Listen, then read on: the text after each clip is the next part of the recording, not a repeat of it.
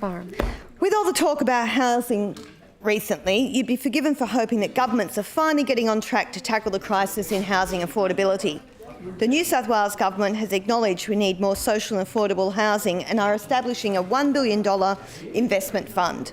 Last year, the federal government appointed a Minister for Cities, which has quickly been demoted to Assistant Minister, and established an affordable housing working group.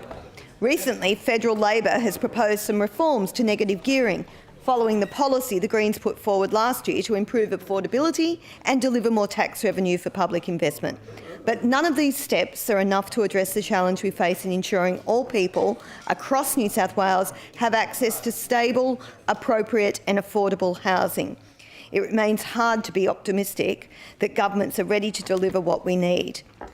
The title of a recent article at The Conversation by Professors Nicole Gurran and Peter Phibbs captures the main reason to be cynical. Quote, "Housing policy is captive to property politics, so don't expect politicians to tackle affordability." End quote. Housing policy over the past 2 decades has been captured by lobbyists and interest groups keen on continuing to drive speculative investment and developer windfalls. These interests have framed the housing crisis so that planning system barriers are the problem and regulatory reform is the solution.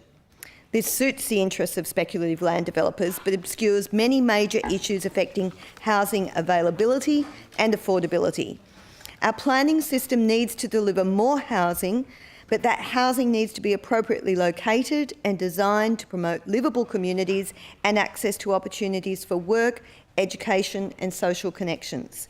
Policies that satisfy the property industry's desire for ever-increasing housing prices and rezoning bonanzas won't deliver affordable housing for the people that need it.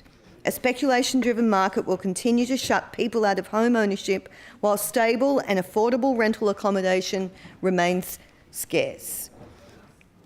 Governments must, as Gurran and Phipps propose, quote, "expand radically the size of the non-profit affordable housing sector by driving investment towards affordable rental housing and by enabling new housing products." This needs more public investment, along with bringing greater community and private sector involvement into the affordable housing sector. The state government's $1 billion fund is a starting point, but nowhere near enough. The St Vincent de Paul Society's recently released plan to address homelessness and housing unaffordability called for a $10 billion National Affordable Housing Fund. The Greens took a proposal to the state election to deliver $4.5 billion investment in social and affordable housing by capitalising on the ongoing low interest rates available for government financing. Federally, we have proposed housing supply bonds that would allow a $25 million government investment to raise $2 billion in funds for affordable housing construction.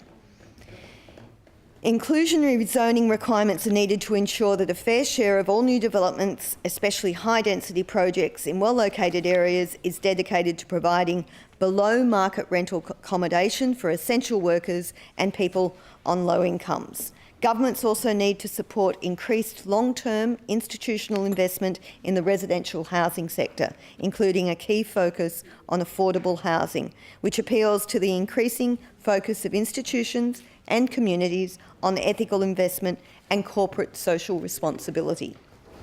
We need all levels of government to promote innovative models of housing tenure, including shared equity, community land trusts, intentional communities and other forms of co-housing. Governments must be willing to deliver tax reforms that can prevent the housing market from being overheated by speculative investment and improve the availability and affordability of homes. Negative gearing reform is essential and shouldn't be subject to the incoherent scare campaign being put forward by the property lobby and the federal government, and should recognise that it is being used to fund holiday let and Airbnb, which reduces affordability and supply. At the state level, The government has had massive windfalls in stamp duty revenue. A transition to phase out stamp duty in exchange for a broader based land tax, which I proposed in the housing inquiry in 2014, would promote efficient use of available land, create a disincentive for properties to remain vacant or under-occupied, and capture a share of any improvements in land value. Thank you.